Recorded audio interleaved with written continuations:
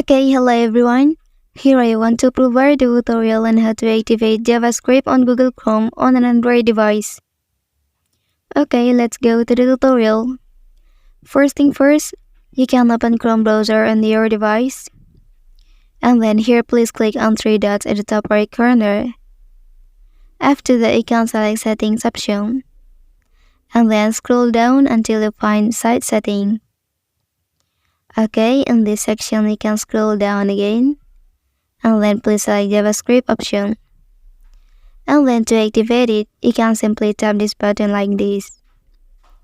Well, that's the tutorial on how to activate JavaScript on Google Chrome on an Android device. If you are helped by this video, don't forget to like and subscribe to get other information from this channel. Thank you.